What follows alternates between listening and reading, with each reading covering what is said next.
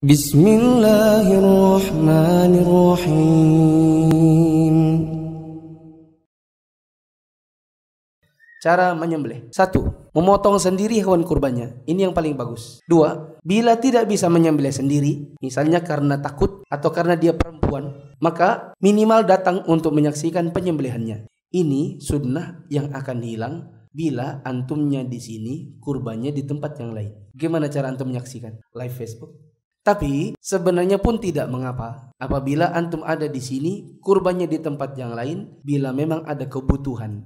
3. Menyembelih dengan alat yang tajam seperti parang, pisau, badik atau yang semacamnya. 4. Tidak boleh menajamkan pisau di hadapan hewan yang akan disembelih. Nabi SAW pernah menegur seorang sahabat, dimarahin dengan betul-betul marah. Jadi ini menunjukkan bahwa apabila ada seorang ustadz marahin antum betul-betul marah karena sebuah alasan yang benar, maka antum jangan sakit hati. Karena ada seorang sahabat yang juga betul-betul dimarahin Nabi dengan betul-betul marah. Ketika Nabi melihat dia ngasah pisau di depan mukanya si hewan. Maka Nabi SAW mengatakan, "Atumituhu mautatain." Apa kau mau bunuh dia 2 kali? Betul-betul ditegur keras. Ibaratnya kalau di depan orang-orang maka dia malu. Sampai laki-laki ini, sahabat ini menyesal. Karena dia bilang, seandainya aku tidak pernah lagi dengar kata-kata itu. Maka tidak boleh begini. Sek di hadapan matanya hewan. 5. Mengucapkan bismillah. 6. Membaringkan hewan kurban pada sisi kirinya. Siapa yang menyembelih tanpa mengucapkan bismillah secara sengaja, maka hewannya bangkai. Kalau tidak sengaja bagaimana? Misalnya diajak ngomong, dia lagi ngasah-ngasah, terus diajak ngomong, mana tadi ini nak, hilang kepalanya yang tadi di sini kutaro nak, gitu. Mana tadi sudah 2 step tadi kepala di sini hilang lagi gitu.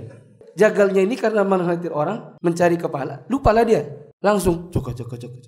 Ada yang ngamatin kok enggak. Komat kamit bibirnya. Om, bismillah kah sudah? Lupa aku sudah. Ini gara-gara kau ngomong kepala tadi di sini katanya. Bagaimana status hewannya? Ada khilaf ulama. Sebagian ulama mengatakan kalau lupa maka tidak mengapa. Tapi saya pribadi lebih pilih pendapat ulama yang mengatakan jadi bangkai juga. 6. Membaringkan hewan pada sisi kiri badannya. Tapi kalaupun terbalik tidak mengapa. Seandainya baru disadari setelah hewannya disembelih ternyata dia tadi baringnya di kanan, maka nggak masalah. 7. Hewan yang akan disembelih dibaringkan di atas lambung kiri, dihadapkan ke kiblat, kemudian pisaunya ditekan kuat-kuat supaya cepat putus. Yang putus adalah 2 saluran. Karena ada sebagian orang yang nyembelih itu bukan nyembelih tapi penggal. Hilang betulan, pisah langsung.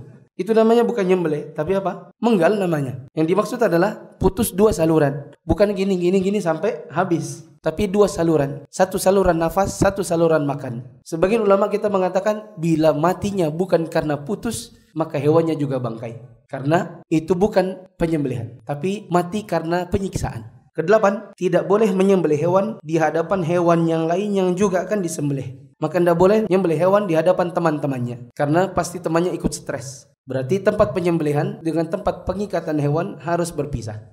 Nomor 9. Arak hewan dengan lembut. Maka tidak boleh ditarik paksa, apalagi sampai dia tercekik. Sebagian orang ada yang ketika diarak hewannya ditendang atau ditarik-tarik lehernya. Maka itu juga pentingnya membuat hewan tenang agar tidak stres. Kata Nabi SAW, wal yurih dzabihatahu, dan hendaklah dia berlaku lemah lembut membuat hewannya itu tenang. Wal yuhidda syafratahu. Nabi SAW mengatakan, dan hendaklah dia tajamkan pisaunya.